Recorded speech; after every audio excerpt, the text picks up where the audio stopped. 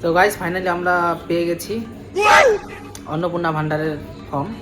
তো তার শর্তাবলীগুলো একটু দেখে নিই কি কি বলছে।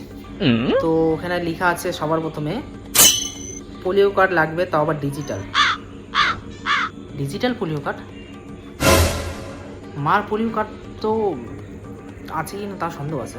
ঠিক আছে, দেখি 2 নম্বরটা কি বলছে।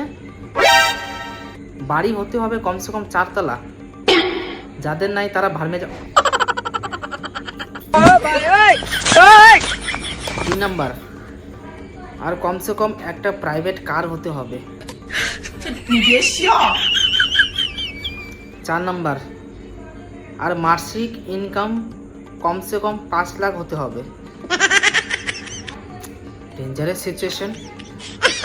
5 নাম্বার, আর সবচেয়ে ইম্পর্টেন্ট ফর্সা হতে হবে। যারা কালো তারা ফেলাবেই এখন থেকে ব্যবহার করা শুরু করে দাও। গেল 3000 টাকাটা মনে হচ্ছে গেল। এবার সমস্যা তো পড়ে গেলাম। দেখি 6 নাম্বারটা, পুরো ফ্যামিলিদের মধ্যে যদি কেউ গরিব থাকে তাদের ক্যান্সেল। তাহলে আমরাই গরিব আবার ফ্যামিলি। 7 নাম্বার, আর যাতে অবিবাহিত হতে হবে। অবিবাহিত কি করে হবে?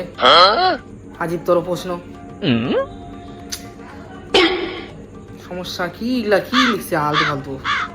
3000 টাকা না দিলেই হয়ে বলে দে, ডাইরেক্ট দিব না। লাস্টটা পড়ে নেই আর কি অপশন। আমরা তো মানে ক্যান্সেলই হয়ে গেলাম। দুদিন মধ্যে কেউ হও তোমরা জানাও। আমার তো ক্যান্সেল হয়ে গেছে বাড়ির। গেল 3000 টাকা। আর লাস্ট ইম্পর্টেন্ট কি বলছে, এটা হেডলাইন করা আছে পেপারতে।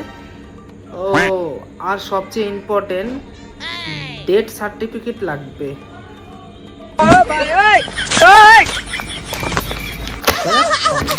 টাটা।